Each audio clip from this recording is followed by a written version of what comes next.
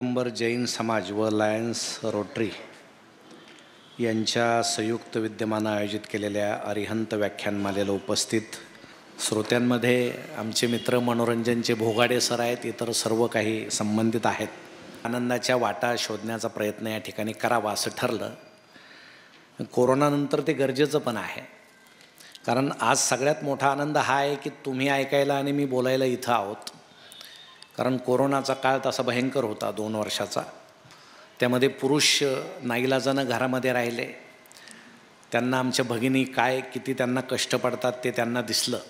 पुन्हा एकत्रित कुटुंब पद्धतीचा फील त्या काळामध्ये आला.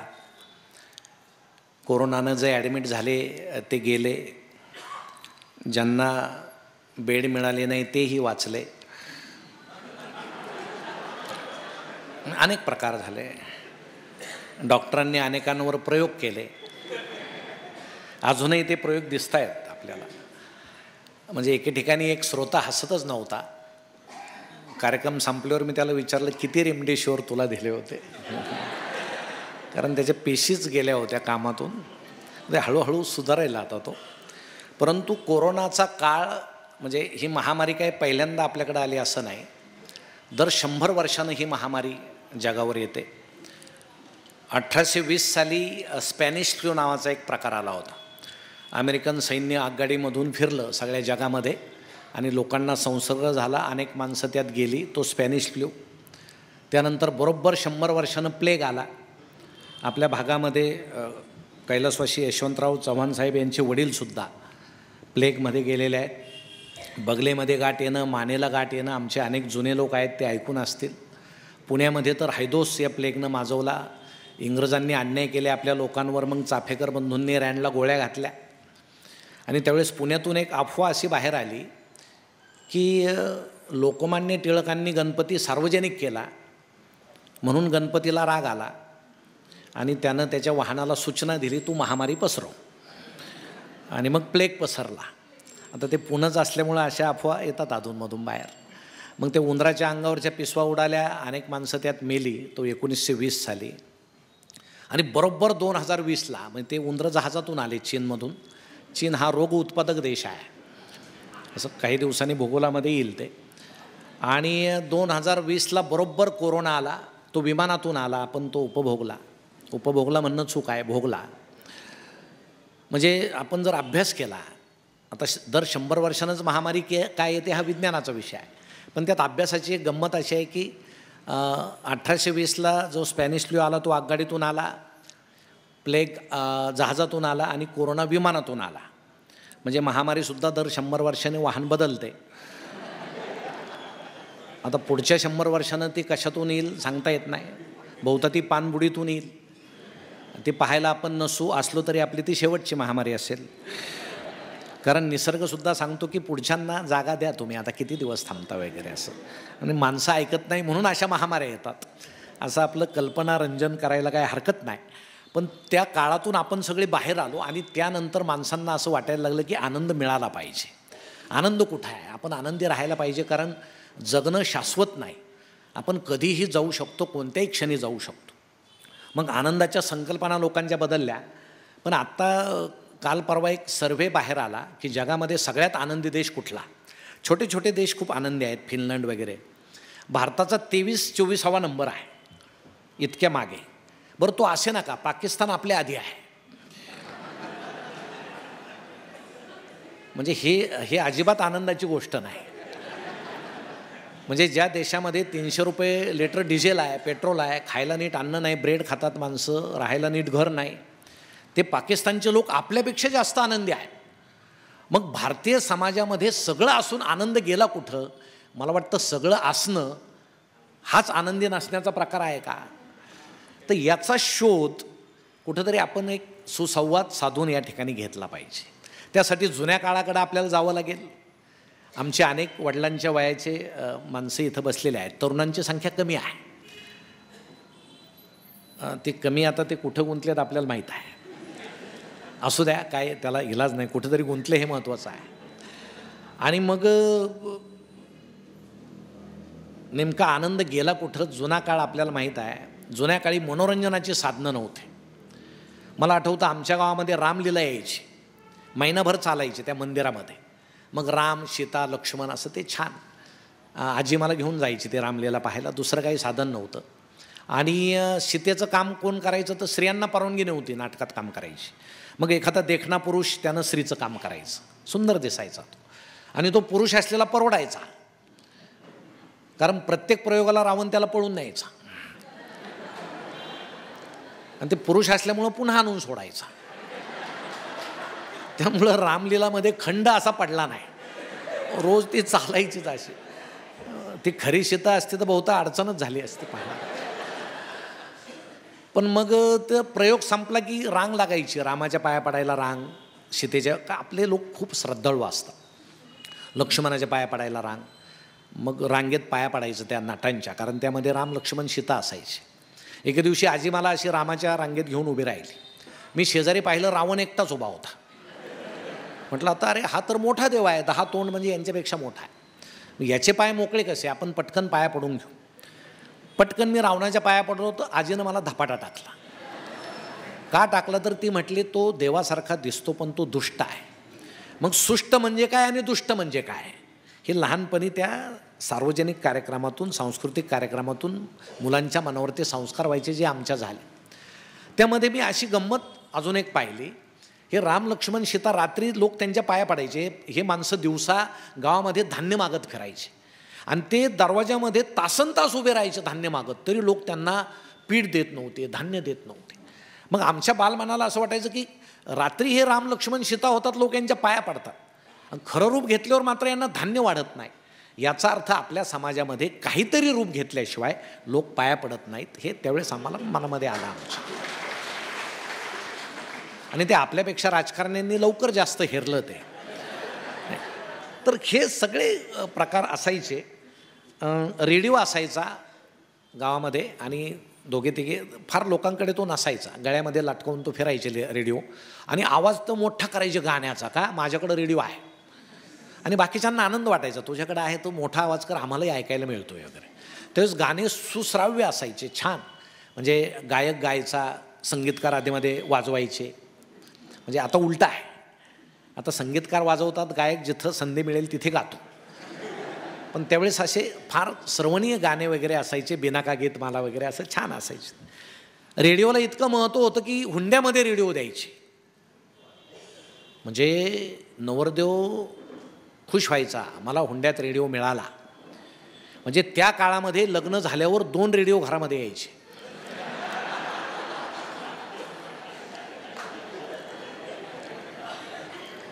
म्हणजे एकाला बंद करण्याची सोय होती,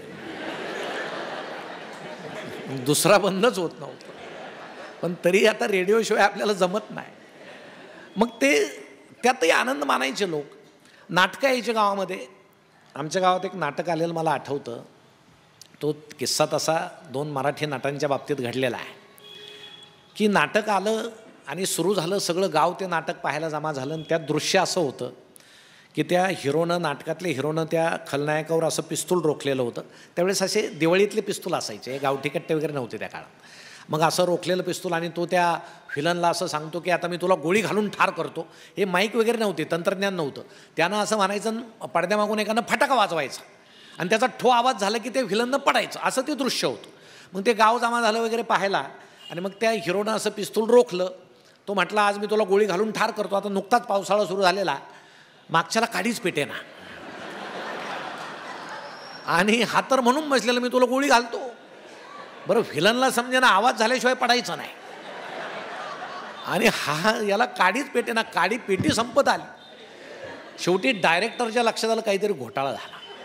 मग त्यानं, हुशार असतात अशी माणसं, त्यानं हळूच खालून असा पडद्या खालून सुरा सरकवला, आणि तो त्या हिरोला असं म्हटला आज जरा अडचण आहे, यानं मार, यानं मार. आता हिरोच होता, तो बुद्धिमान होता. तो त्या व्हिलनला असं म्हटला, तू इतका दुष्ट आहेस, तू गोळी वाया घालण्याच्या सुद्धा लायकीचा नाही, आज मी तुला सुऱ्यानं मारतो. त्यानं ते पिस्तूल असं फेकून दिलं. सुरा असा उचलला आणि त्या सुरा त्या व्हिलनवर असा उगरल्याबरोबर मागून आवाज आला, ठोक.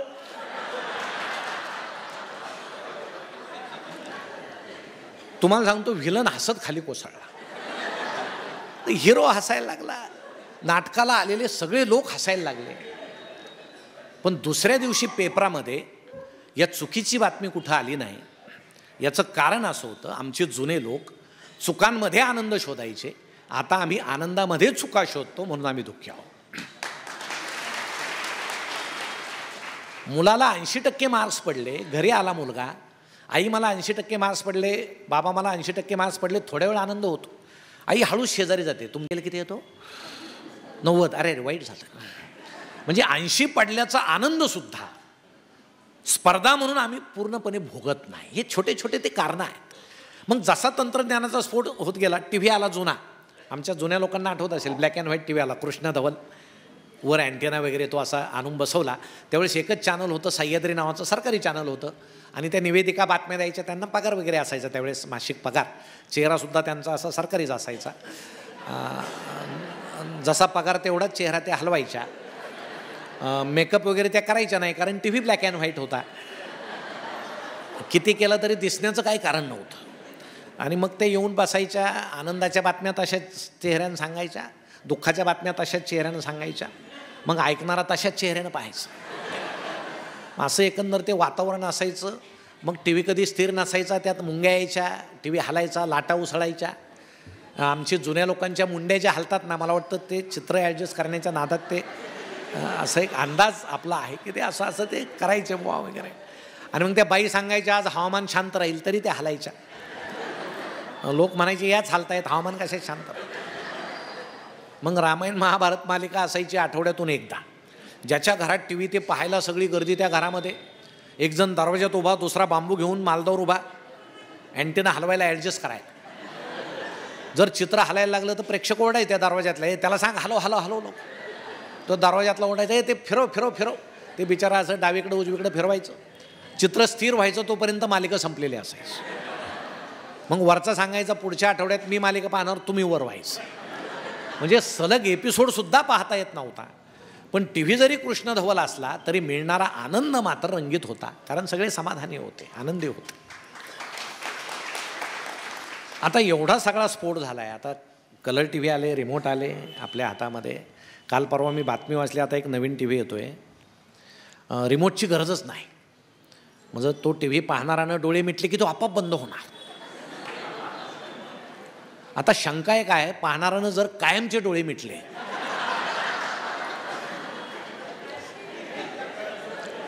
तर त्या मॉडेलचं करायचं काय, हा फार मोठा प्रश्न. ते त्याच्याबरोबरच पाठवायचं, काहीतरी सोय असेल सुरू. आता काय सगळं नवीन आहे, विज्ञान आहे. आणि मग हे सगळं तंत्रज्ञान वाढत वाढत चाललं. आज आम्ही अशा तंत्रज्ञानापर्यंत आलो. आमची मागाशी चर्चा झाली, सगळे आमचे ज्येष्ठ लोक होते मोबाईल या विषयावर. ही मोबाईल वाईट नाही, मोबाईल चांगला आहे. पण जसं कुणीतरी असं म्हटलं आहे की चावी जर उजवीकडं फिरवली तर स्वर्गाचं दार उघडतं, डावीकडं फिरवली तर नरकाचं दार उघडतं. तसं मोबाईलचं आहे की जसं आपण वापरतो तसं त्याचा फायदा असतो. तो वाईट अजिबात नाही, तो फायद्यासाठीच काढलेला आहे. पण त्यामध्ये वाहवत जाणं इतकं आहे. आम्ही प्रवाह पतित आहोत. आमचा समाज पटकन एखाद्या गोष्टीमध्ये वाहवत जातो. आज पूर्ण भारतीय समाज किती नाही म्हटलं, लहान मुलांपासून सगळा त्यामध्ये वाहवत गेलेला आहे. यामध्ये नावं कुणाला ठेवावीत हा प्रश्न आहे. पूर्वीचं घर तुम्ही पहा, जर आई वडील मुलगा मुलगी जर असतील तर वडील उठल्याबरोबर स्नान करायचे, देवपूजेला बसायचे. आई पटकन स्नान करायची, तुळशी वृंदावनासमोर उभी राहायची, तुळशीला पाणी घालायची. त्या घरातली तरुण मुलगी उठायची, अंगण झाडायची, अंगण सारवायची. आणि त्या घरातला तरुण मुलगा पहाटे उठल्याबरोबर व्यायाम करायचा. असं पूर्वीच्या घरातलं चित्र होतं. आता तुम्ही मला सांगा, पहाटे उठल्याबरोबर आपण सगळे काय करतो? मोबाईल पाहतो, कारण जगाची काळजी आहे. आम्ही रात्री झोपलो होतो, जगाचं काय झालं असेल? आता आपण झोपल्यामुळं उलट जग सुरक्षित असतं, त्यामुळे ते पाहण्याची गरज नसते.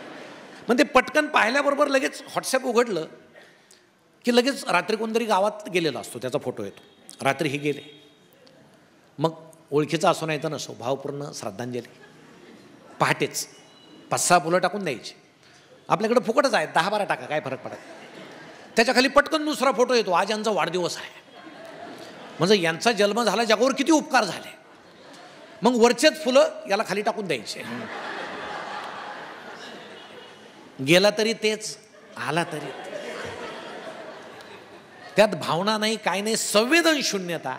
आणि असा बधिर अवस्थेत आमचा आभासी जगामध्ये जो प्रवेश सुरू होतो, दिवसभर माणसं त्यात रमतात.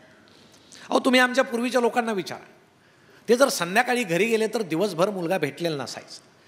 वडिलाला पाहून मुलगा धावत जायचा, बाबा आले बाबा आले, बाबा त्याला पटकन उचलून घ्यायचे. बाप पटापट मुलाचे मुके घ्यायचा, मुलगा पटापट बापाचे मुके घ्यायचा. आई पाहायचे विहंगम दृश्य की बाप लेकाची भेट नाही, किती यांच्यात प्रेम आहे. आताही परिस्थिती बदलली असं मी म्हणत नाही. आता पप्पा येतात, मुलगा धावत जातो, पप्पा आले पप्पा आले, पप्पा याला उचलून घेतात. हा त्यांच्या खिशातला मोबाईल घेऊन पळून जातो. मग पप्पाला समजतं आपल्यासाठी आलाच नव्हता. म्हणजे आता ज्या बापाच्या खिशात मोबाईल नाही त्याच्याकडे मुलं येतील की नाही इथपर्यंत शंका आहे. आणि दिवस कुणी आणले ते आम्ही आणले. आमचे व्हॉट्सॲप आहेत, फेसबुक आहेत, इंस्टाग्राम आहेत, असले पाहिजे, नाही असं नाही. पण त्याचा उपयोग कसा होतो? त्या व्हॉट्सॲपवर तुम्ही भल्या मोठ्या पोस्ट येतात, वाचायच्या नाही, पोस्टमनगिरी करायची, पुढं पाठवून द्यायचं. वाच नाही तर नको वाचू. एखादी छान कविता आली, कवीचं नाव काढायचं, आमचं पेस्ट करायचं, पुढं पाठवून द्यायचं. गंमत सगळे आहे. त्यात हिरवे वादळ आहेत, भगवे वादळ आहेत, धर्मद्वेष पसरवला जातो. एखादा खेळाडू ऑलिम्पिक मिळालं तर त्याची जात शोधण्याचा प्रयत्न होतो, त्याचं अभिनंदन करण्यापेक्षा. या माध्यमाचा उपयोग आम्ही अशा संकुचित प्रवृत्तीकडे तो नेणारा ठरलेला आहे. फेसबुक आहेत, त्यावर खरा फोटो टाकायचा नाही, आपला चेहरा सुंदर नसेल दुसरा एखादा टाकायचा, कारण फ्रेंड रिक्वेस्ट जास्त येतात. प्रत्यक्ष पाहिल्यावर बेशुद्ध पडायचा विषय येतो कधी कधी. असंही होतं, कारण हे पाहिलं आणि हे तर वेगळंच निघालं. माहिती काही लिहा, खोटी लिहा, पाहायला कोण नाही, सेन्सॉर करायला कोण नाही. आमच्या महिला इथं बसलेल्या आहेत, त्यांना एक गंमत सांगतो. तुम्ही आता घरी गेल्यावर तुमचा फोटो टाका आणि खाली एकच ओळल्या, मला सर्दी झाली, एवढंच लिहा. काय होतं बघा. तुम्हाला तासाभरात जगभरातून हजारो कमेंट्स येतील, हजारो. मॅडम अमुक गोळी घ्या, मॅडम याची वाफ घ्या, त्याचा काढा प्या, याचा मलम लावा. आणि घरात बायको शिंकत फिरते, हा तिच्याकडे पाच सुद्धा नाही तुम्ही. अरे तिला एखादी गोळी आणून देता. शेजारचं दुःखाचं घेणं नाही, जागतिक दुःख. कोण कुठल्या अनोळखी बाई, त्यांना सल्ले, मॅडम अमुक करा, इथं बघ, नाही बघायचं. आमच्या तरुणांची सख्खी बहीण लग्नाची आहे, दुःख नाही. ऐश्वर्या रायचं लग्न झालं, याला फार दुःख झालं. त्या दिवशी या देशातले निम्मे तरुण जेवलेच नाही आणि निम्म्यांनी अभिषेक केला हिचा संसार सुखाचा हो. आता ती त्याच्याशी नाही तर तुझ्याशी लग्न करणार होती का नाही? मग जे तुझ्यापर्यंत येत नाही ते तू चिंता त्याची करतो कशाला? आम्हाला एक सवय या आभासी जगामुळे लागलेली आहे, नको ते दुःख, आमच्या आवाक्या बाहेरचे दुःख आम्हाला उरावर घेण्याची सवय लागलेली आहे, जे आम्ही मिटू शकत नाही आणि मग आम्ही त्यात दुःखी होतो. ताजमहालाच्या भिंती काळ्या पडायला लागल्या प्रदूषणामुळे, तुम्हाला काय करायचं आहे? ते पाहून घेतील ना, केजरीवाल आहेत वगैरे, ते पाहून घेतील सगळे. आता सुटलेत ते तुरुंगात. तुमच्या घराच्या भिंती काळ्या पडायला लागले तिकडं पहा ना. पण आम्हाला शेजारचं काही हे दुःख आम्हाला वाटत नाही, जागतिक दुःखामुळं, आणि ते कधीही न मिटणारं असल्यामुळं माणसं आता नैराश्य अवस्थेत जायला लागली. आणि एका चांगल्या साधनाचा उपयोग माणसाच्या वाईट त्या सवयीमुळं हा वेगळ्या पद्धतीने जायला लागला. त्यावर फार गमती आहे. चूक कुणाचीच नाही, कुणाच चूक. एक मनुष्य व्हॉट्सॲप खेळता खेळता चुकून शेजाऱ्याच्या घरात गेला, त्याच्या लक्षातच आलं नाही, ते गेलं शेजाऱ्याच्या घरात, बसला सोफ्यावर. आता त्या तिथल्या आमच्या ताई टी व्ही पाहत होत्या. आता त्यांना असं वाटलं हे आले आपले, त्यांनी काही लक्ष देत नाही, कारण ते एखाद्या वेळेस नजर चुकली आणि हे गेले कुठं तर काय करायचं. सिरियलमधला महत्त्वाचा आहे, हे कुठं जाणार आहेत, इथंच येणार आहे. म्हणजे माझ्या बाबतीत तेच झालंय. आता काय सांगायचं, तुझी कुंकू नावाची मालिका सुरू होती ना पूर्वी, मी ती मालिका सुरू होती, मी घरी गेलो त्यावेळेस, आणि आमची सौ ती मालिका पाहणे तितकी दंग झालेली होती की घरामध्ये खरं कुंकू आल्याचं सुद्धा तिला समजलं नाही. मालिका संपल्यावर तिनं मला विचारलं काय हवंय का? म्हटलं आधी त्याचं वाटोळं होतं, मग आमच्याकडे पहा. आम्ही कुठं जाणार आहे? तो कुठं गेला तर तुम्हाला चिंता आहे. त्यात उद्या रविवार आहे, सुट्टी आहे, थेट सोमवारी सापडेल. गमती आहेत. आणि मग हा व्हॉट्सॲप खेळत बसला तिथं, या टी व्ही पाहतायत. तेवढ्यात त्या घराचे खरे मालक फेसबुक खेळत आले. ते असेच यांच्यासारखे, आणि ते यांना पाहून मोठ्यानं ओरडले, सॉरी मी चुकून तुमच्या घरात आलो.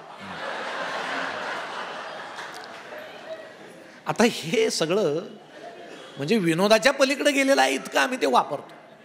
पण एक गोष्ट आहे, म्हणजे इथं हा विनोदाचा भाग जर सोडला तर आमची मुलं मोबाईलपासून तुटतील कशी? मला एक सांगा, कुणाच्या घरामध्ये आनंद ऋषीजी असतील, महावीर असतील, छत्रपती शिवाजी असतील, आंबेडकर असतील, कुणाच्या घरात पुस्तकं आहेत? इथं असतील, मला खात्री आहे, काहींच्या घरात असतील. अहो लाख लाख रुपयाचे मोबाईल आहेत, 50 रुपयाचं साधं पुस्तक नाही घरामध्ये. हे घरं फक्त सुशिक्षित असतात, याला सुसंस्कृत मानता येणार नाही. तुम्हाला सांगतो, हे जुने लोक सगळे पुस्तकाच्या त्या हरित द्रव्यावर वाढलेले आहेत. आणि आज आमच्या घरात ज्या मुलाला जर वाटलं काय खेळावं तर सोफ्यावर वडिलांचा मोबाईल आहे, किचन ओट्यावर आईचा आहे, कुठेतरी रूममध्ये बेडवर ताईचा आहे, अंगणामध्ये दादाचा आहे, तो मोबाईलच खेळेल ना. पण तुम्ही पुस्तकं जर ठेवले तर तो निदान पुस्तक घेईल, चालेल तरी, त्याला सवय तरी लागेल. पण आम्ही कधी शहाणे होणार नाही. पुस्तकं आमच्या घरामध्ये लाखो रुपयाचा टी व्ही आहे, LED आहे, 3-3 लाख रुपये किंमत आहे, 4-4 लाख रुपयाचे मोबाईल आहेत, 50 रुपयाचं पुस्तक नाही. का ठेवत नाही आम्ही? ठेवलं पाहिजे. तुम्ही वकिलाचं चेंबर पाहिलं का? किती पुस्तकं असतात? त्यांनी ते वाचलेले असतात का सगळे? नसतात. पण त्या आरोपीला असं वाटतं की हे एवढे पुस्तकं आहेत, याचा अर्थ मला जामीन मिळू शकतो. माणूस हुशार दिसतोय, एवढं वाचलेलं म्हणजे जामीन मिळेल की. आता तो मिळतो की नाही पुढचा विषय आहे.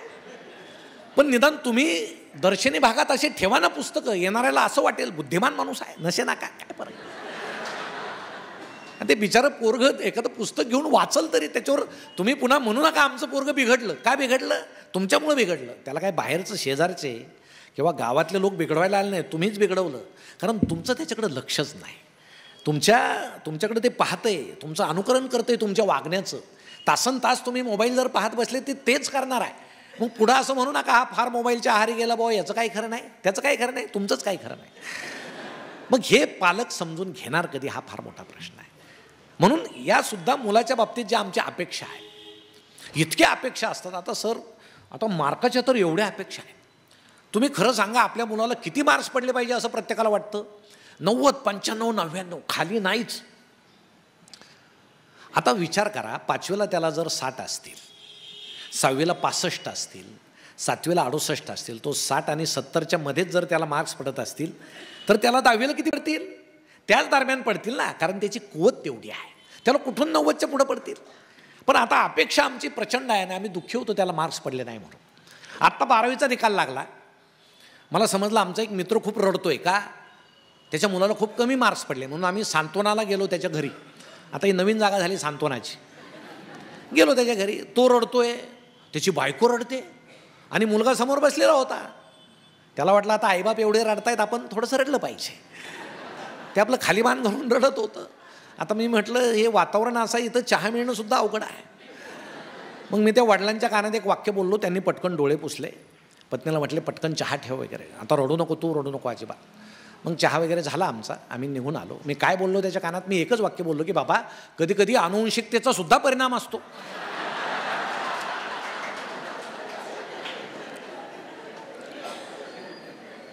आता आईबापाचे मिळून सुद्धा पोरं इतके मार्क नसतात, कशाला रडता विनाकारण? पण त्याच्यात दुसरी कुठली कला आहे? चित्रकला येत असेल तर ब्रश आणून द्या त्याला, मेहंदी काढता येत असेल तर मेहंदीचे कोण आणून द्या, रांगोळी येत असेल रांगोळी आणून द्या, चांगला खेळत असेल बॅट आणून द्या. ह्या बाकीच्या कला कोण विकसित करील? फक्त मार्क्स, म्हणजे रशियातला मार्क्सवाद संपला. आता भारतातल्या पालकांमध्ये मार्क्सवाद प्रचंड वाढलेला आहे. आणि याचा परिणाम इतका विचित्र होतो. आमचं शिक्षणसुद्धा काय, आमचं शिक्षण ते जगण्यातला संघर्षाला तोंड द्यायला समर्थ आहे का? आता आमचे राष्ट्रपती पुरस्कार विजेते आमचे काही ज्येष्ठ लोक आहेत, काही राज्य पुरस्कार आहेत आमचे. मला वाटतं इथल्या काही शिक्षकांचं तुम्ही सांगितलं ते झाडं लावतात. म्हणजे किती हे शिक्षक काय, पण हे शिक्षण तसं आहे का? तुम्ही प्राथमिकपासून पहा, गुरुजींना शिकवायला वेळ आहे का? विचारा बरं. हे सरकार त्यांना खूप कामं देतं, हे कामं करा, ते कामं करा, आणि शिकवणं सोडून सगळं करा, हे सगळे कामं देतात. मग फार विचित्र. एकदा काय झालं, वर्गामध्ये साहेब गेले आणि त्यांनी गुरुजींना सांगितलं सगळ्यात हुशार मुलगा उभा करा. त्यांनी केला. मग साहेबांनी त्याला विचारलं साथी किती? तो म्हटला 35. मग साहेब म्हटले सगळ्यात हुशार म्हणे हाच आहे. म्हणे कसं काय? म्हणे बाकी सारे 35च्या आतच म्हणतात, हा निदान 49 पर्यंत आलाय. आणि जसं तुम्ही आम्हाला शिकवायला वेळ द्याल, आम्ही याला 49 पर्यंत आणणार नाही. ही अशी शाळेतली परिस्थिती. आता काय ती नोंदवही आलेली आहे, आली नोंदवही. ते वर्षभर मुलाकडं लक्ष ठेवायचं, चांगलं आहे. ते मुलगी चांगली खेळते, मुलगा छान क्रिकेट खेळतो, याचं अक्षर छान आहे वगैरे लिहायचं. पण प्रशासनानं एक सांगितलेलं आहे, नोंद करताना छान करायची, नकारात्मक करायची नाही, मुलाच्या बालमनावर परिणाम होतो, तो होऊ द्यायचा नाही.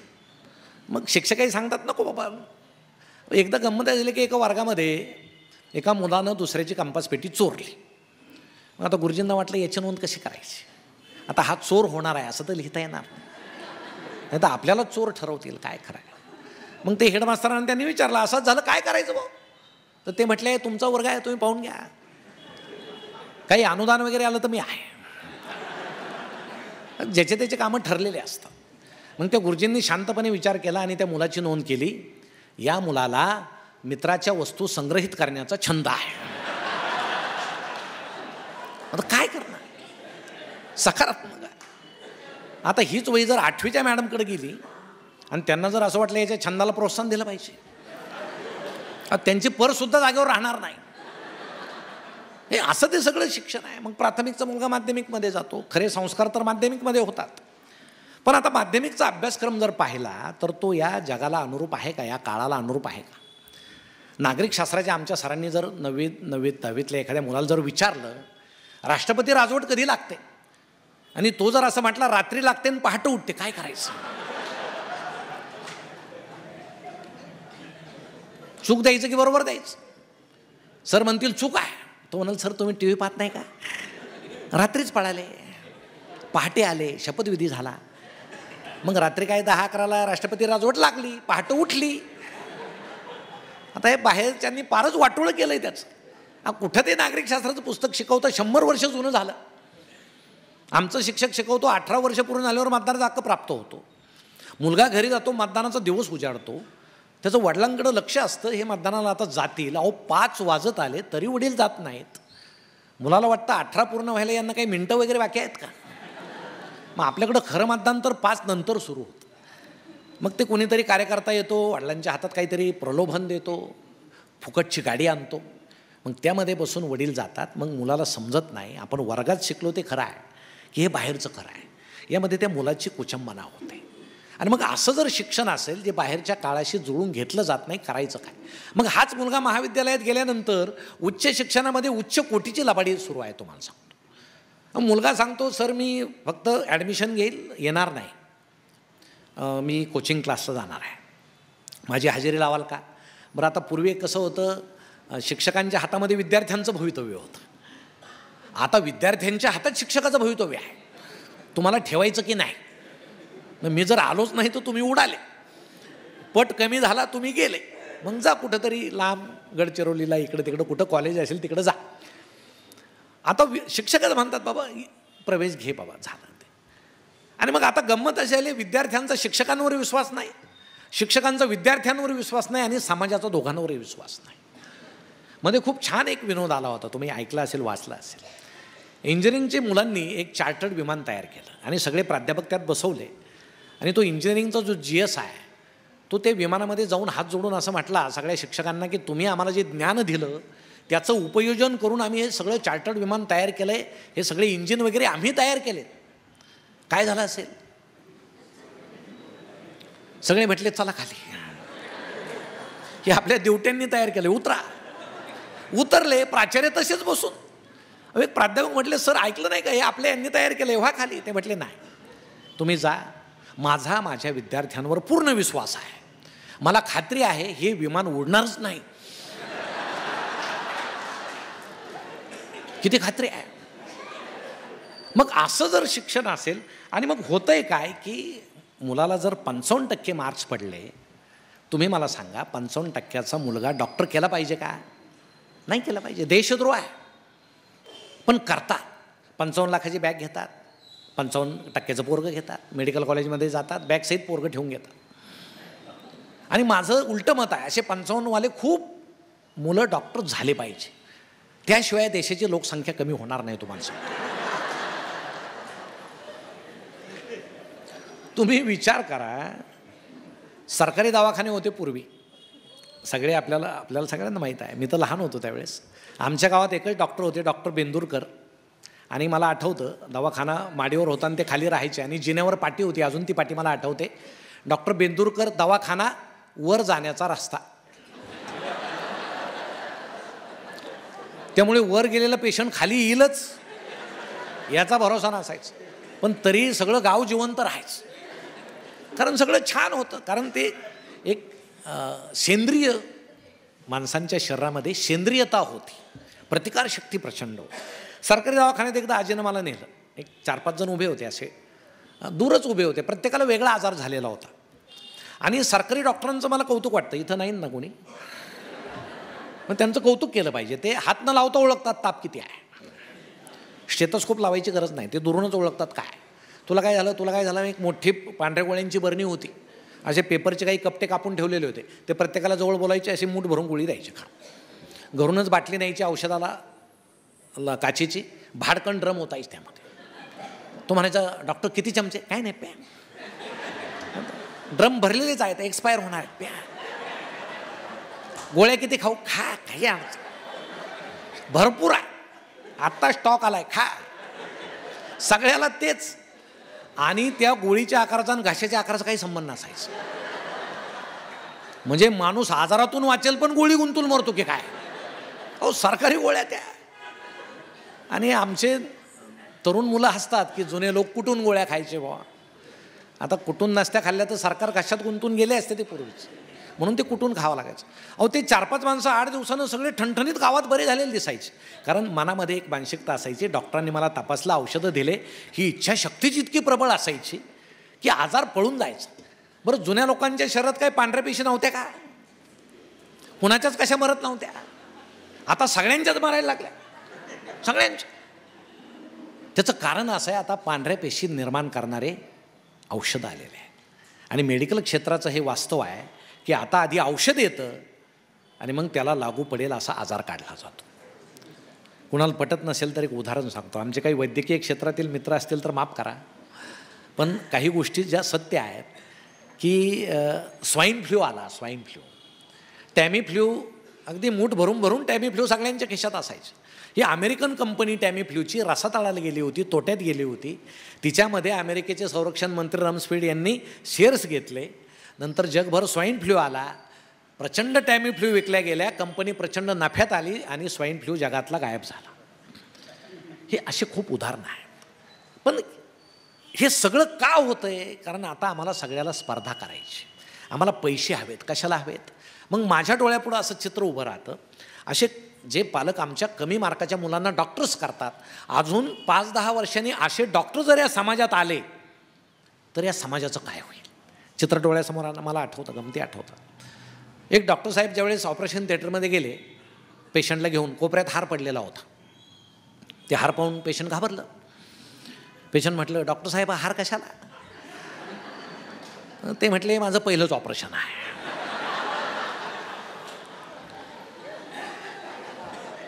ऑपरेशन सक्सेस झालं तर हा हार मला.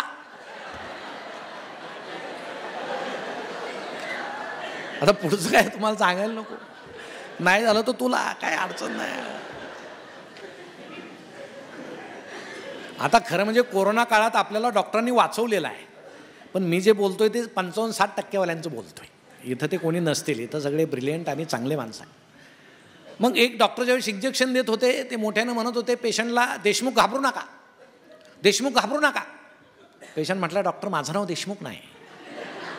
डॉक्टर म्हटले, माझं नाव देशमुख आहे. आता असं सगळं होणार आहे. मग हा जो आनंद आणि समाजाचा जो सार्वजनिक आनंद आहे, तो जर आम्ही स्वतःसाठी कुठंतरी लयाला घालत असू तर तो टिकणार कसा, हा फार मोठा प्रश्न आहे. म्हणून शिक्षण आम्हाला आनंद देतं का, स्पर्धा आम्हाला आनंद देते का. म्हणून इथल्या पालकांना एक विनंती आहे की आमच्या मुलांची जेवढी क्षमता आहे तेवढीच त्याच्याकडून अपेक्षा करा. तुम्ही दुःखी होणार नाही, पण त्याच्या बुद्धीपेक्षा तुम्ही जर त्याच्याकडून जास्त अपेक्षा कराल तर तुम्ही दुःखी व्हाल, तो मुलगा कुचंबून जाईल, त्याचं व्यक्तिमत्व खुरटून जाईल. आणि मग आम्हाला वाटतं नाही त्याचा अमुक झाला. नापास झालेले किती लोक सांगू तुम्हाला. कृष्णमूर्ती कायम नापास व्हायचे. आज जगभरात शाळा आहेत कृष्णमूर्तींच्या नावात. 3दा नापास झालेले सुशीलकुमार शिंदे मुख्यमंत्री झाले. RK लक्ष्मण प्रसिद्ध व्यंगचित्रकार, त्यांना जे आर्ट्समध्ये प्रवेश मिळाला नाही. ते म्हटले, बरं झालं मिळालं नाही, मी नुसते पोस्टर रंगवत बसलो असतो, आज मी व्यंगचित्रकार झालो. म्हणजे थोर होण्यासाठी शाळेतच जावं लागतं किंवा पासच व्हावं लागतं असं नाही. म्हणजे नापास झाल्यावर थोर होतं असंही नाही, म्हणजे तेही कोणी कल्पना डोक्यात ठेवू नका. परंतु फक्त मार्क्स, गुण आणि त्यावरच यश हे खूळ डोक्यातून काढून टाका. आणि ते ज्यावेळेस आपण काढाल त्यावेळेस आपल्या मुलाकडे आपण वेगळ्या नजरेनं पाहू की याला आपण कुठं नेलं पाहिजे, यातच आपला आनंद दडलेला आहे. पण आता आजूबाजूला हे सगळं असताना आमच्या काही लोकांची तक्रार आहे, आनंद नाही, आनंद नाही. पण माझं असं मत आहे, आपल्याला दुःख देखणं करायची सवय आहे. आपण आनंद वाटत नाही, आपण आनंद वाटला पाहिजे. जसं देवाला जर ओंजळभर फुलं वाहिले सुगंधित तर हाताचा सुद्धा सुगंधित वास येतो, तसं आनंद वाटला तर आपल्याला सुद्धा आनंद मिळतो. पण आपल्याला आनंदापेक्षा किरकिरेपणाची जास्त सवय आहे, आपल्या समाजात ती वाढत चाललेली आहे. 2 स्टेन टाकल्या हृदयामध्ये,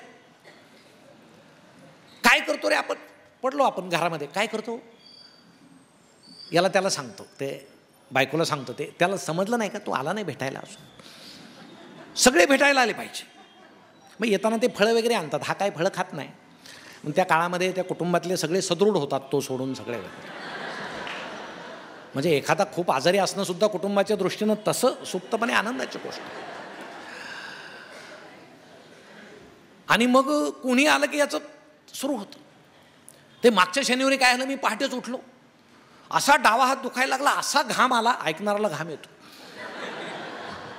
आता तू ज्याला सांगतोय त्याचं बायपास झालेलं आहे, तू तुझे 2 स्टेनचं काय त्याला सांगतो. ते बिचारं कसं बसं वाचलंय, ते तुला भेटायला आले आणि तू तुझं कौतुक सांगतोय घामाचं. अरे त्याला घाम आलेला सुद्धा कळाला नव्हता, तुला तरी समजला होता. पण आपल्याला असं वाटतं की माझं दुःखच सगळ्यात जास्त मोठं दुःख आहे. या जगामध्ये इतके मोठे दुःख आहे. मी उदाहरण किंवा त्यातलं हे सांगत नाही, पण तुम्हाला जाताना एक सजेशन देतो. अर्थाच्या शोधात नावाचं एक पुस्तक आहे, व्हिक्टर फ्रँकल नावाचा लेखक आहे. ते छोटं पुस्तक आहे, 60-70 पानाचं. तुम्हाला ते फ्लिपकार्टवर वगैरे मिळेल, ऑनलाईन मिळेल. तुम्ही ते वाचा. आणि ते वाचल्यानंतर माणसाला किती प्रचंड दुःख भोगावं लागतं ते कळाल्यानंतर तुम्हाला समजेल, हे माझं दुःख काहीच नाही, मी माझ्या दुःखाला काय कुरवळत बसलो आहे. पण माणसाला ती सवय लागली आणि आनंद आम्ही विसरून जातो. आता पाटील सरांनी सांगितलं व्यायाम केला पाहिजे. शरीरासाठी व्यायाम आवश्यक आहे. पण आमचे काही लोक अति करतात. मग पहाटे उठल्याबरोबर काय करायचं, TV समोर बसायचं. मग ते रामदेव बाबा येतात पहाटेच.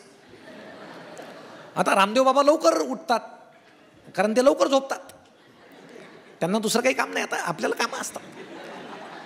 मग ते TV वर वगैरे आले की ते असे बसतात की हाही त्यांच्या समोर बसतो. मग ते आल्याबरोबर काय करतात, पोट कर कर कर कर कर कर फिरवतात. आता आपलं फिरतं काय, पण तरी पण विनाकारण आपलं. आता आपल्याला पोटासाठी गरगर फिरावं लागतंय, कुठे यायच्या नादी लागतं, तरी आम्ही ते असं फिरवतो. मग बाबा काय करतात, पटकन पाय गाळ्यात घालतात. त्यांचा रोजचा सराव आहे, आपल्याला घालता येतो का, तरी पण असं कसाबसा. बरं कसाबसा घातला निघत नाही, बाबा तर पटकन काढतात, याचा निघतच नाही. मग आता नेहमीप्रमाणे मदतीला कोण येणार. अगं इकडे काय, ती सांगते दुसरा घालते. दिवसभर असेच बस, नाहीतरी गावात याचे पाय त्याच्या गाड्यात, त्याच्या याच्यात, हेच काम आहे. तुम्ही स्वतःच्याच गाड्यात घालून बसा, गंमतच आहे. मग एकानं ज्यावेळेस दुसऱ्याला विचारलं, तू योगासनं करतो का, करतो म्हणे. काय होतं योगासनं केल्यानं, तो म्हटलं आयुष्य वाढतं. वाढलेल्या आयुष्यात काय करायचं, तो म्हटलं योगासनं करायचे, सोपं. कशाला करतो, मी फार कडक पथ्य पाळतो का, मला खूप जगायचं आहे. का जगायचं, पथ्य पाळायचं. मग तुम्ही काय जगण्यासाठीच व्यायाम करता का, बाकीचं कोणी जगायचं. तुम्ही शरीर चांगलं राहण्यासाठी अर्धा तास 1 तास व्यायाम करा, पण बाकी जगातला आनंद कोणी लुटायचा मग, का व्यायाम करण्यासाठीच आम्ही जगतो. मग कुठं आहे तो आनंद. आम्ही पहाटे फिरायला बाहेर पडतो, पडलं पाहिजे बाहेर. आता समजा एखाद्या पुरुषाचं थोडंसं घेर वाढलेलं आहे, आता ती चिंता त्याची आहे. कशामुळे वाढला, त्याच्यामुळेच वाढला ना, का दुसरं कोणी गेलं होतं. ती चिंता त्याची आहे पण ती दुसऱ्याची नाही. पण याचा चेहरा तुम्ही पहा, म्हणजे आता भारत चीन युद्ध सुरू होणार आहे आणि पहिला बॉम्ब याच्या चेहऱ्यावरच पाडणार आहे. ते असं भयान अवस्थेमध्ये ते असं. मग बाकीचे पाहतात, आलं बाबा हे आपलं. तर पहाटे कसं प्रसन्न असावं, कारण बाकीचे आपल्या चेहऱ्याशी दिवसभरच्या घडामोडीचा संबंध लावत असतात. हे वाईट घडलं, माझा अपघात झाला का, ते त्याचं तोंड पाहिलं होतं सकाळीच. त्याच्यापेक्षा एक प्रसन्न चेहऱ्यानं बाहेर पडा, थंड हवा सुटलेली आहे, फुलं फुललेत, माणसं फिरतायत सगळे. आता फिरताना माणसांकडे सुद्धा असं गुपचूप पाहायचं, खूप आनंद आहे. आता काही जण कुत्री घेऊन फिरतात, मग आपल्याला कुत्रा नाही याचं दुःख बाळगायचं का आपण? त्याच्याकडे पाहायचं. कधी कधी तो असा बारीक असतो, कुत्रं मोठा असतं, मग कुत्रं त्याला घेऊन फिरतं की तो कुत्र्याला घेऊन फिरतं हेच कळतं. मग आपण मनात हसायचं, अरे कशाला एवढं मोठं कुत्रं घेऊन फिरतो बाबा, असं मनातल्या मनात आनंद नाही. आता तुम्हाला सांगू का, लग्न होऊन किती दिवस झाले हे ओळखता येतं. एखादं जोडपं रस्त्यानं गुपचूप आपलं मनातली मनात ओळखायचं. एखादं जोडपं रस्त्यानं चाललंय, टाळ्या देत आहेत, हसतायत, समजायचं 1-2 वर्ष झाले यांना. थोडे लांब दिसले, 5-10 वर्ष झाले. अर्धा किलोमीटर 25 वर्ष होऊन गेले. काय बोलायला राहिलंय.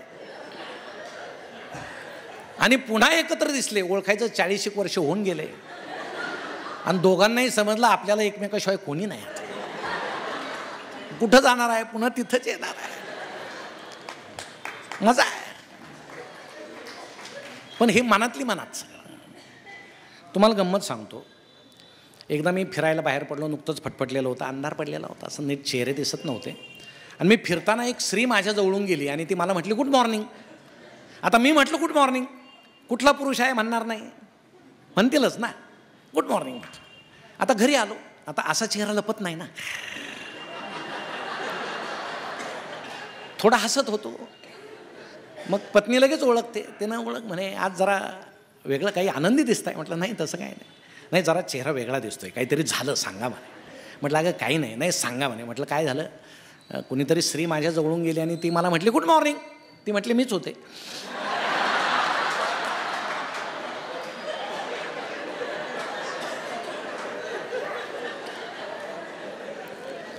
तुम्हाला सांगतो लगेच चेहरा पडला. आता ती म्हटली अहो कुठला आनंदाचा प्रकार आहे. बायको म्हटली तर दुःख, परस्त्री म्हटली तर आनंद. काय गंमत. जगण्याची वृत्ती आहे. पण ही वृत्ती जरी असली तर एक आपण ओळखलं पाहिजे की खरं सुख आम्हाला कोण देतंय, कोण आईसारखं जपतंय. ती पत्नी आमची आई असते, मुलगी असते, आजी असते, तीच सगळं असते ना.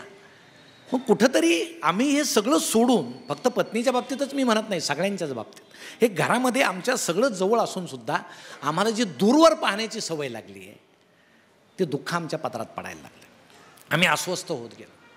आणि या अस्वस्थतेमागं एक आहे, भारतीय परंपरा संस्कृती जी आहे ती मागच्या पिढीनं आपल्यापर्यंत दिली, पण आपण ती आता पुढचीला देत नाही, आपण समर्थ नाहीत ते द्यायला.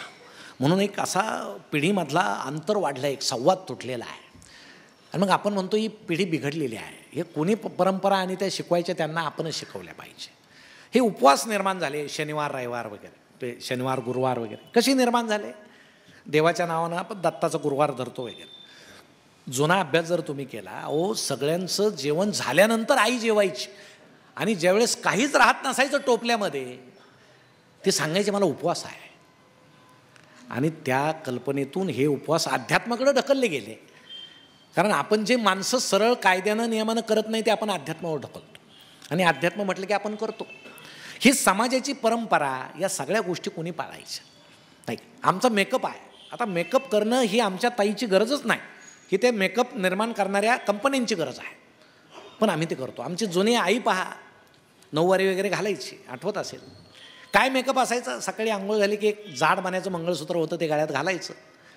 आणि भिंतीत कुठेतरी एक आरशाचा तुकडा असायचा, खाली वाकायचं, मेन लावायचं असं छान, त्यावर कुंकू लावायचं, पदर घ्यायचा, असं जिभेनं ते पदराचं टोक बुडवायचं आणि असं छान वर्तुळ काढायचं. शाळेतनं गेलेली आई सुंदर वर्तुळ काढायची, अशी ठसठशीत कुंकू. झाला मेकअप.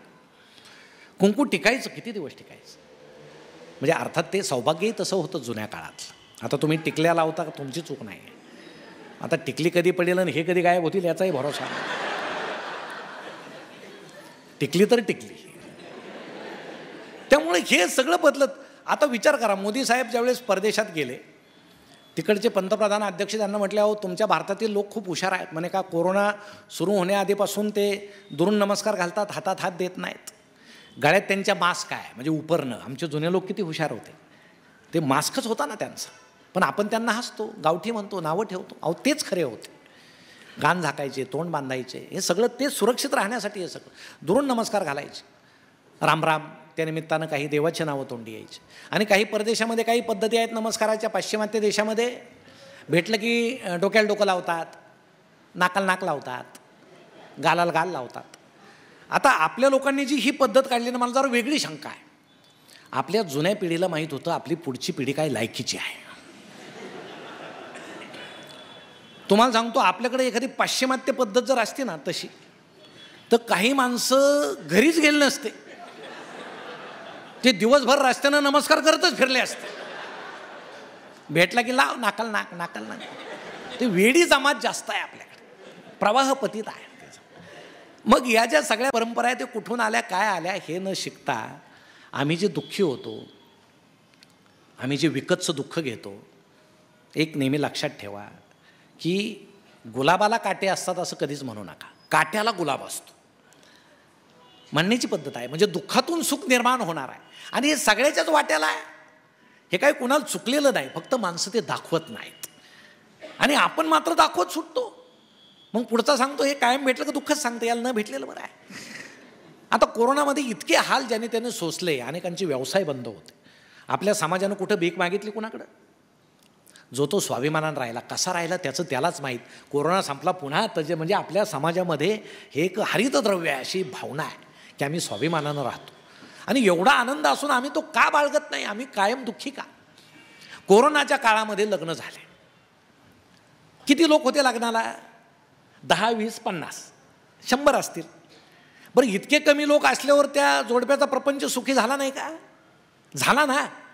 याचा अर्थ काय? आशीर्वाद द्यायला फार लोकांची गरज नसते. पण कोरोना संपला, पुन्हा सुरू, पुन्हा मांडवची मांडव भरणार, कार्यालय भरणार, सगळं ते DJ लावणार. प्रतिष्ठेसाठी मरणं आपल्या समाजामध्ये खूप आहे. पुन्हा म्हणायचं आम्हाला आरक्षण द्या, आरक्षण द्या. बरोबर आहे, पण ही वेळ का आली याचा कोणी मागोवा घेतलाय का? आम्ही राजकारणापायी मरतो, आम्ही प्रतिष्ठेपायी मरतो, म्हणून हे मागण्याची वेळ आली ना आम्हाला. मग जुना काळ काय नव्हता का? आठवत असेल आता तर फोटोचा विषय घ्या. फोटोचा अल्बम असायचा, जुन्या लोकांना आठवत असेल अल्बम, काहींनी जपून ठेवला असेल. कौतुक केलं पाहिजे. काही माणसांनी लग्नाचे अल्बम 30-30 वर्ष जपून ठेवले. म्हणजे इतक्या दुःखी दिवसाचा अल्बम किती दिवस जपून ठेवला. पण त्या अल्बमचा उपयोग काय व्हायचा? माणसं आली की त्याला दाखवायचं. ते पुलं सांगतात त्यांच्या कथेमध्ये आहे की नवरदेव इकडे बसलेला, नवरी इकडे बसलेली, पाहुणा असा बसलेला, त्यानं पान उलटलं की ती नवरी सांगते, ते नाही का आपण महाबळेश्वरला गेलो होतो? तो सांगतो हो. मग तो सांगतो आपण नाही का ते, हा दुसरा पॉईंट आहे तिथं गेलो होतो. ते म्हणते तो नाही. नवरदेव सांगतो अगं तो तोच आहे. तो नाही का ते घोड्यावर बसले आणि घोडं खाली बसलं तर ते तो. अशी मजा यायची. असं म्हणून त्या पाहुण्याबरोबरच उठायचं, थांबायचं नाही. अशी ती मजा होती. अल्बम होते, फोटो होते, घोंगडी पांघरून फोटो काढायची, अशी घोंगडी असायची आणि फोटो काढायचे. आता सगळं ते स्पेशल इफेक्ट आलेलं आहे. त्यात वाईट काय नाही, पण ते आल्याचा परिणाम कसा आहे की 2 दिवसानं लगेच मुलगी घरी आली की ते स्क्रीनवर लावतात स्पेशल इफेक्ट. मग नवरदेव असा कबुतरासारखा उडत येतो इकडून, असा त्याचं तोंडही कबुतरासारखंच असतं, असं येतं. नवरी इकडून चिमणीसारखी उडत येते अशी. मग दोघांची आभाळात भेट झाली की वा झाला, सुखी झाला प्रपंच. त्यात एक सुधारणा केली पाहिजे. मुलीचा बापही दाखवला पाहिजे असं जटायूसारखा पंख कापलेला, अशी जीभ वाचलेली. पुढचा हप्ता कधी कर्जाचा? ही आपल्या सवय आहे. आता मला एक कळत नाही, जुनं आम्हाला सुटत नाही, नवं तर धरायचं आहे. आणि यात आम्ही कुचंबून गेलो. आमचा समाज का अस्वस्थ झाला? जुनं आहे ते चांगलं आहे, ते सोडायचं नाही, नवं तर धरायचं. आता अंतरपाठ धरतात. का धरतात अंतरपाठ? माझ्या वेळेसही धरला होता, तुमच्या वेळेसही धरला असेल. त्याचे काही आध्यात्मिक कारणं वगैरे असतील. मी आमच्या आजोबांना विचारलं का धरतात, त्यांनी सांगितलं ते वेगळं होतं. ते म्हटले जुन्या काळी फोटो वगैरे नव्हते.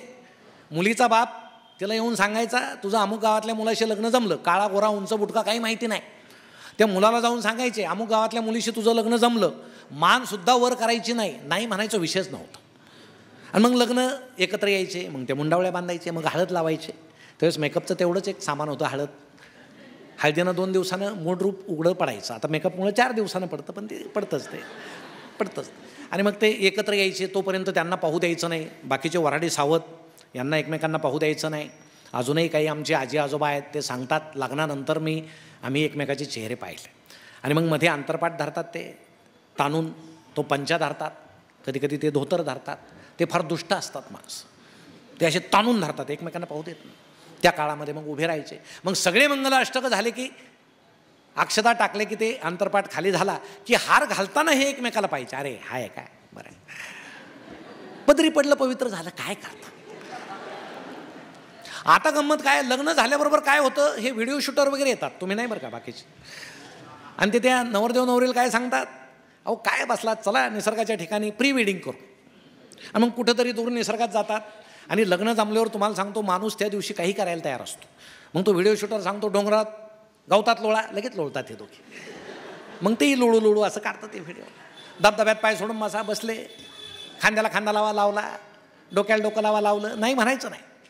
कोल्ड्रिंकची बाटली आणा, ते मला ते तर अजून कळालेलं नाही. एकच बाटली असते शिल्लक त्या दिवशी, एक बाटली त्यात 2 नाळ्या ओढा. आता ही प्रथा कशात मोडते मला अजून कळालेलं नाही, पण ते घालतात 2 नाळ्या ओढा. कधी कधी ती फुंकते हे ओढतं, असंही होतं कधी कधी.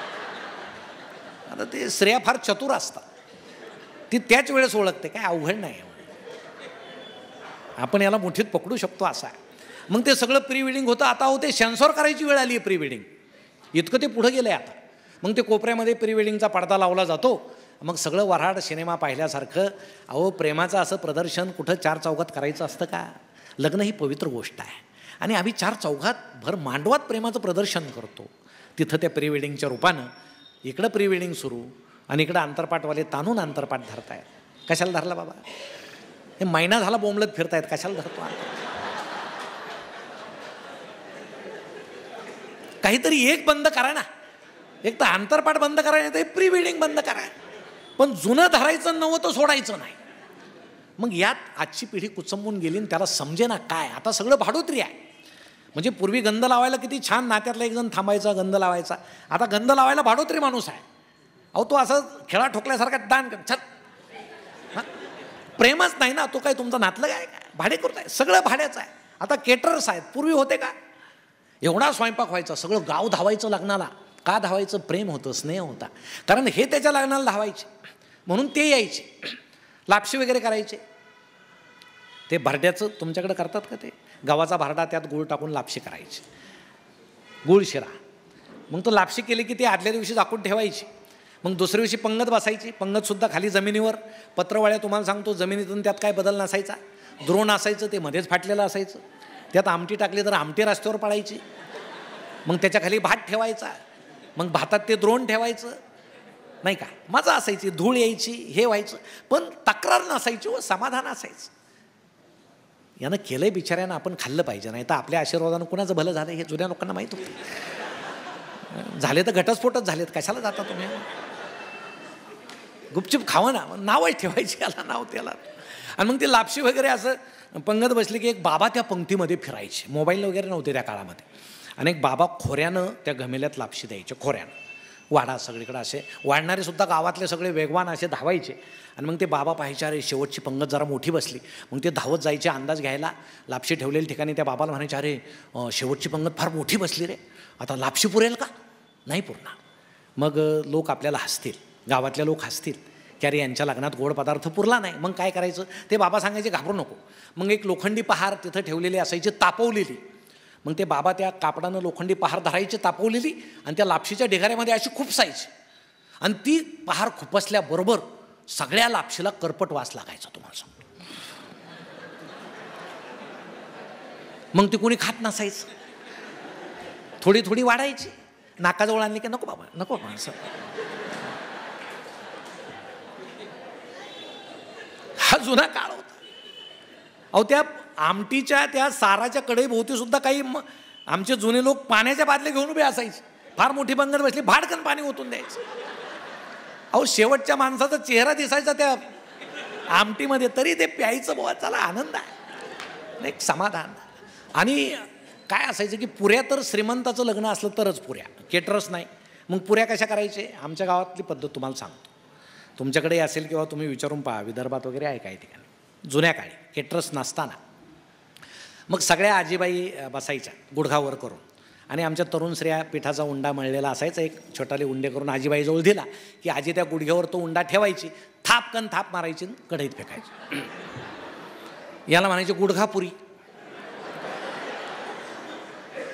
सगळी पंगत, सगळ्याला माहीत असायचं पुऱ्या कुठं केलेल्या आहे, पण तक्रार नाही, आनंद, चला केल्या ना. हा, एखादी मोठी पुरी दिसली तर म्हणायची हौसाबाईची दिसते.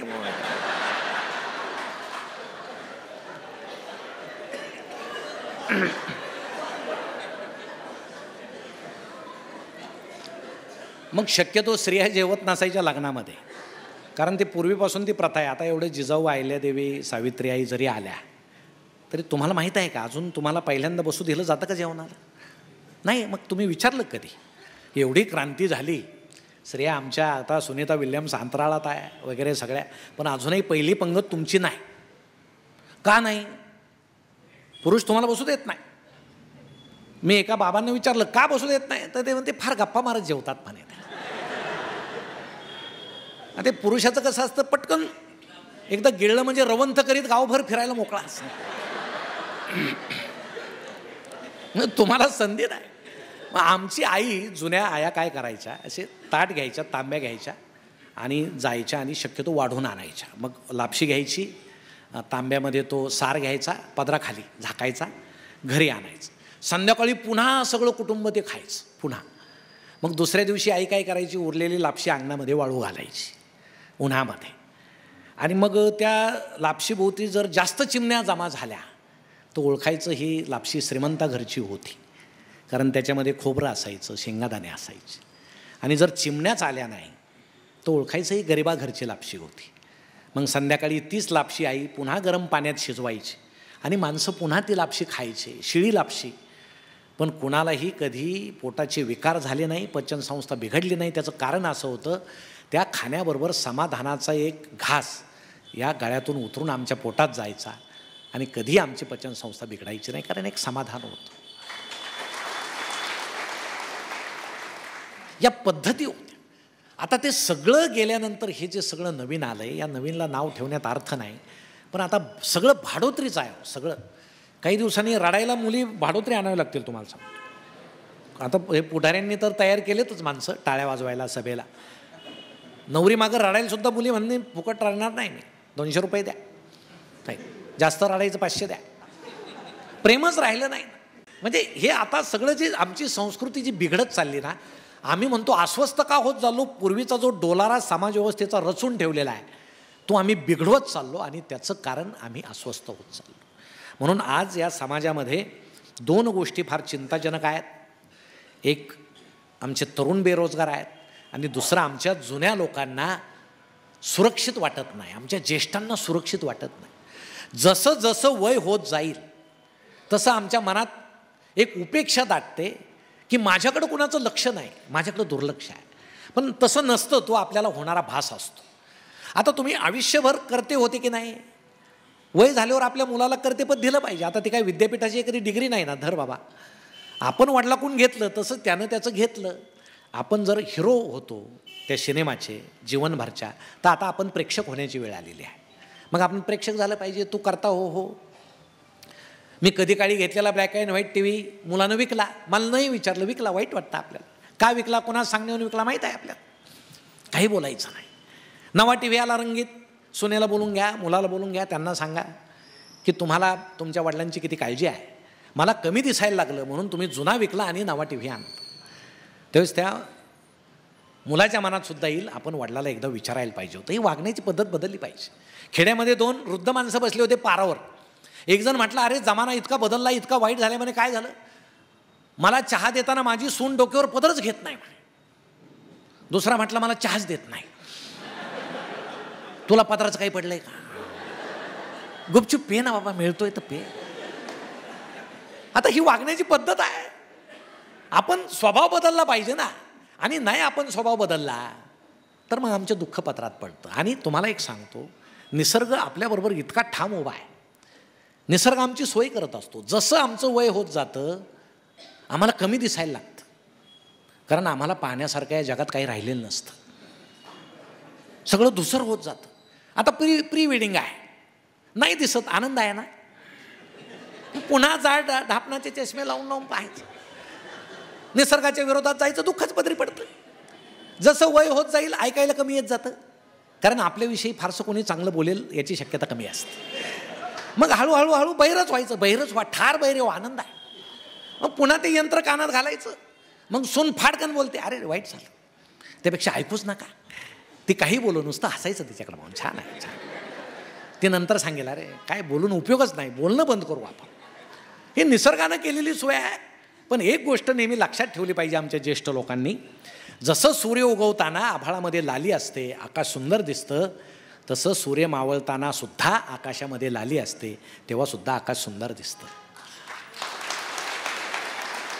म्हणजे आमचं जगणंच नुसतं सुंदर नाही, आमचा शेवटसुद्धा असा सुंदर निसर्ग करणार आहे. फक्त आमचा ठाम विश्वास त्याच्यावर पाहिजे. आणि आजकाल वृद्ध होणं हीच मोठी आनंदाची गोष्ट आहे आजच्या जमान्यामध्ये. तुम्ही वृद्ध झालात हाच आनंद आहे. आता इथून पुढं माणसं वृद्धसुद्धा होणार नाहीत. आता यमानं ओव्हरटाईम सुरू केलेला आहे.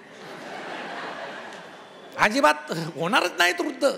त्यांना तो वृद्धपणाचा त्रासच नाही होणार.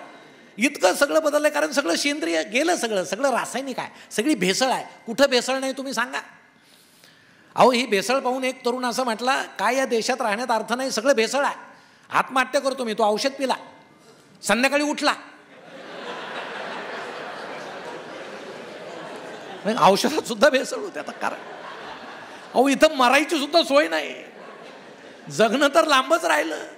मग तुम्ही जर एवढे छान जगलायत, उत्तम जगलायत. आणि कसं आहे की आमच्या ओळखीचे एक बाबा सांगतात, शहरात जरा अवस्था अजून वाईट आहे, की मी 2 पेपर लावलेले आहेत. मला वाचता येत नाही तरी मी 2 पेपर लावले. का लावले? मी त्या पेपरवाल्याला सांगतो की बाबा सकाळी दार वाजून एवढंच बघ की मी आहे. हे या समाजाचं दुःख आहे. माणसं गेलेले 3-3 दिवसानं कळावेत. ज्या समाजामध्ये एखादा गेल्यानंतर, आता त्या मोबाईलमुळं तर वेगळंच झालं आहे. माझं मत आता वेगळं असेल, मी काय फार अध्यात्माचा आधार घेऊन बोलत नाही. दशक्रिया आहे, दशक्रिया विधी आहे, त्याची कारणं आध्यात्मिक असतील. माझं मत वेगळं आहे की पूर्वी माणूस गेल्यावर पत्र पाठवायचं ना, 2 ओळीचं पत्र. 2 ओळीचं पत्र पाहिलं घाबरायचं, अरे कोणतरी गेलं. ते पत्र कधी पोहोचायचं? 3ऱ्या 4थ्या 5व्या दिवशी पोस्ट देईल तेव्हा. मग यायचं कशानं? सायकलवर, बैलगाडीत. म्हणजे यायला निदान 10 दिवस लागतील ना. म्हणून 10वा ठेवायचं आणि त्या आत्म्याला पुन्हा सांगायचं, ये बाबा आता सगळे आलेले आहेत वगैरे, असं ते असावं. आता काय होतं, एखाद्या आपल्या घरातल्या माणसानं जरी डाव्या बाजूला हात ठेवला की लगेच फोन सुरू होतात, लवकर या लवकर या, सगळे जमा होतात. मग हे आपले पडलेले, मग हे सांगतात तुम्ही आता आलाच आहात तर तुमचा अपेक्षाभंग करण्यात काही मजा नाही. गेलेलं बरं आहे. अहो मध्यंतरी वाचलं, कावळा कसा बोलवला, कावळा येईना तर मोबाईलमध्ये कावळ्याचा आवाज काढला आणि तो माईक समोर ठेवला. मग तो आवाज ऐकून कावळा आला. म्हणजे तंत्रज्ञानाचा उपयोग सुद्धा अंधश्रद्धेला खतपाणी घालण्यासाठी आम्ही करतो. हे फक्त माणूसच करू शकतो. आणि हे सगळं करत असताना इतका कल्पक, इतका छान माणूस, पुन्हा आम्ही आता आता ज्याला पेन्शन आहे त्याचं बरं आहे काहींचं. तुम्हाला सांगतो, 25 तारखेला जरा चहामध्ये दूध जास्त पडतं, आलं पडतं, सुंठ पडते. आणि 1 तारखेचा चहा विचारूच नका, प्युअर. पेन्शन काढून घेऊस तर पेन्शन काढून घेतली की 2 पासून कोरा, 2 ते 25 आरोग्य चांगलं राहावं म्हणून कोरा पितो. सध्या असं आहे. आता गंमत आहे, काय करतो. पण तरी आम्ही ज्येष्ठ सगळे एकत्र येतो, गप्पा मारतो, मजेनं राहतो. ज्येष्ठांचे किती संस्था आहेत. हे आनंद मिळवण्याचं कारण त्याला इलाज नाही. आणि एक सांगतो, आता माणूस पुन्हा जुन्या काळाकडे चाललेला आहे. तुम्ही अभ्यास करा. जुन्या काळामध्ये अग्नी नव्हता, जंगलामध्ये लोक कच्च्या भाज्या वगैरे खायचे, पचनसंस्था बिघडत नव्हती. अग्नीचा शोध लागला, मग त्यात मसाले टाकले. आता इतके मसाले आम्ही टाकतो, सगळी पचनसंस्था बिघडायला लागली, माणसं पुन्हा कच्च्या भाज्या खायला लागली. ते SSA वगैरे काय आलं आहे नवीन, आता कच्च्या भाज्या खायला लागली. म्हणजे पुन्हा जुन्या काळाकडे आम्ही जायला लागलो. जुन्या काळी आमचे लोक जंगलामध्ये कपडे वगैरे घालत नव्हते, कारण लज्जा नावाचा विषय नव्हता, एकमेकाला भेटत नव्हते. मग एकाला 2 भेटले, मग झाडाच्या सालीचे कपडे केले, पानाचे कपडे केले. मग नदी पाहून गावं वसले. मग लोकांना वाटायला लागलं आपण सगळे एकत्र आलो, कपडे घातले पाहिजे. आणि मग सगळे कपडे घालायला लागले. आपल्या पिढीपर्यंत बरी अवस्था आहे, चांगली अवस्था आहे. पण आता आजूबाजूला पाहिलं तर आम्ही पुन्हा जुन्या काळाकडे चाललेलो आहोत. आता चांगली पॅन्ट 1000ला आहे, फाटलेली 2000ला आहे. ते शिवून फाडतात की फाडून शिवतात. काल परवा मी गॅदरिंगला गेलो पुण्याला, समोरून तरुण तरुणींचं टोळकं येताना दिसलं. अक्षरशः बॉम्बस्फोटात उद्ध्वस्त झाल्यासारखे दिसत होतं तुम्हाला. कुणाचं इथं फाटलंय, कुणाचं इथं फाटलंय, कुणाच्या पॅन्टीत गोळ्या शिरल्या. आणि आई सांगते तो मधला नाही का, तो माझा आहे. तो जास्त पॅन्ट फाटलेला तो माझा आहे. कसे शिवाजी घडायचे.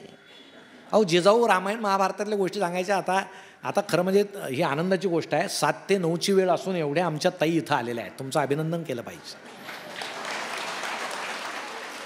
कुठं त्या सिरियलमधल्या कुठं जात नाही, उद्या ते आहेतच.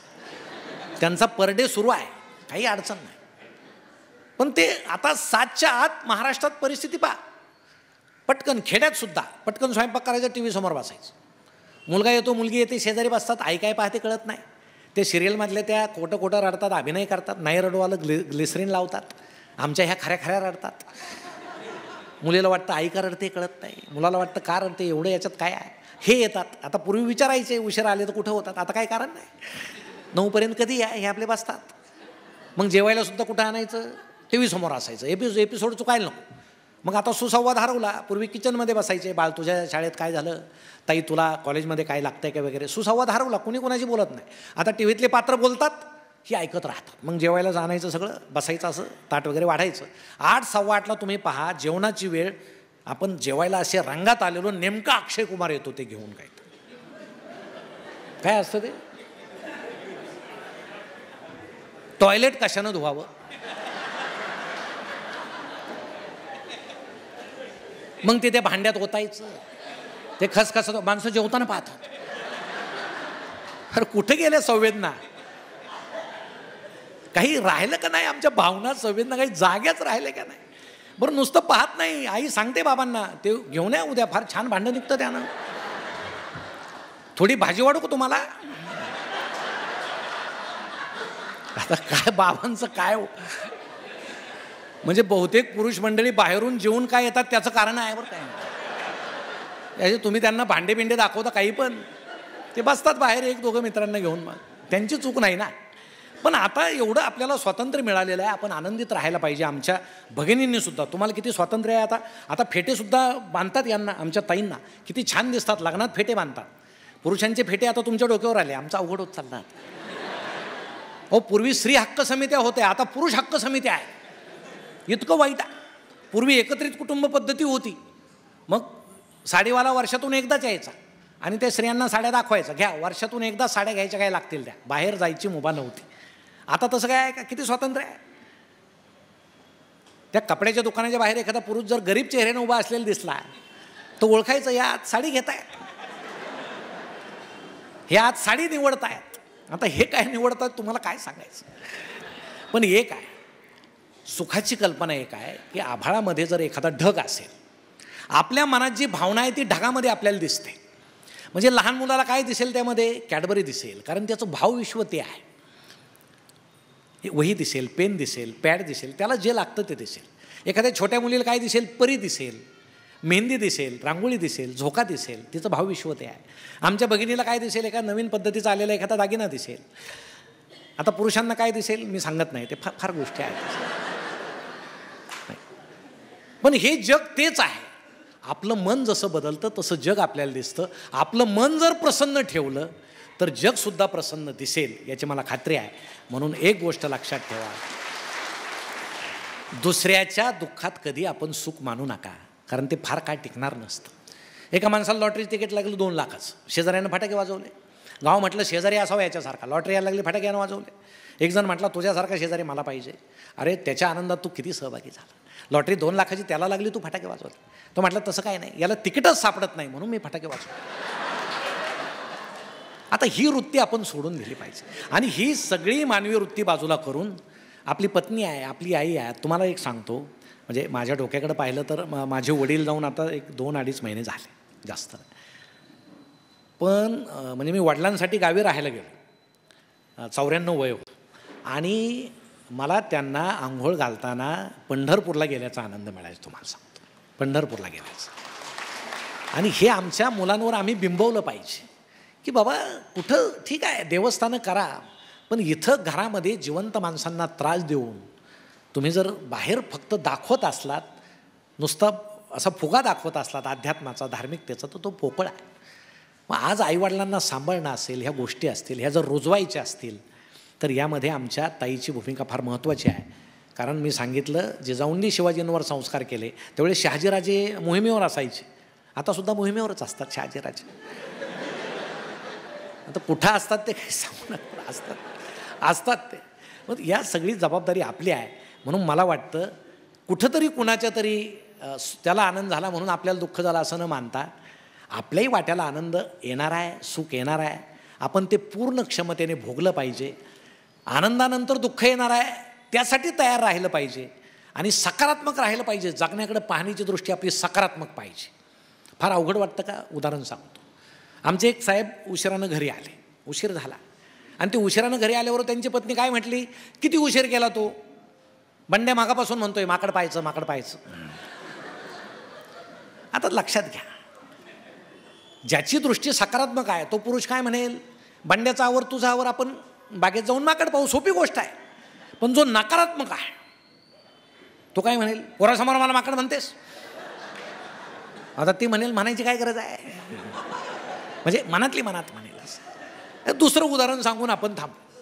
एक स्त्री ज्यावेळेस रस्त्यानं चालली, असं इचलकरंजीचं समजा कापड बाजार आहे आणि ती अशी रस्त्यानं चालली, तिचा बिचारीचा एक डोळा लहानपणापासून व्यंग होतं, दिसत नव्हतं आणि ती मुलाला हाताला घेऊन चालली होती. तिनं सांगितलं की बाळा आज या बाजूची सगळी दुकानं बंद आहेत.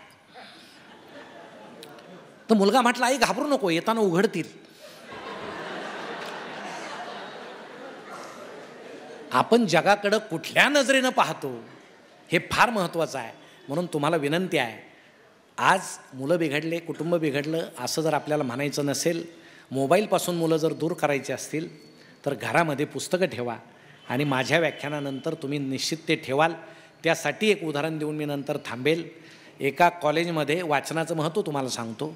तुम्ही आत्ता काय म्हटले, व्यायाम कराल तर काय, वाचाल तर धावाल तर वाचाल वगैरे. तर त्या संदर्भात असं आहे की एक मुलगा एका कॉलेजमध्ये रोज पुस्तक बदलायला जायचं सर, रोज. आणि त्या प्राध्यापकांना इतका आनंद वाटायचा की किती वाचक आहे मुलगा, रोज वाचतो. म्हणजे एक दिवस खंड नाही आला की रात्रीतून फाडशा पाडायचं की दुसऱ्या दिवशी पुस्तक बदलायचं. पण खरं कारण वेगळं होतं, ती लायब्ररीयन खूप सुंदर होती. मग 5-6 महिन्यानं काय झालं, याला वाटलं आपण हिच्याशी लग्न केलं पाहिजे. त्यावेळेस मोबाईल नव्हते. मग त्यानं एक पत्र लिहिलं, पण ते देण्याचं धाडस झालं नाही. मनाला खात बसला, फ्रस्ट्रेशनमध्ये गेला आणि त्यानं शेवटी आत्महत्या केली. आता प्राध्यापकांना वाटलं इतका चांगला वाचक गेला, एखाद्या वेळेस जास्त वाचल्यामुळे गेला असेल, जाऊ द्या. आता इथपर्यंत ठीक आहे, पण तो गेल्यापासून ती लायब्ररीयन रोज रडत होती, रोज. मग प्रिन्सिपलने एक दिवस तिला बोलून घेतलं. म्हणजे मला समजलं तो तरुण गेल्यापासून चांगला वाचक होता, जाऊ दे, तुला दुःखही झालं असेल, आम्हालाही झालं, पण तू जाऊन आज 10-12 दिवस झाले तू रोज रडते. म्हणे का रडतेस? ते म्हणे काय सांगावं सर, मी त्याला रोज पुस्तकात घालून चिठ्ठी देत होते, रोज. त्यानं एक दिवस सुद्धा पुस्तक उघडलं नाही.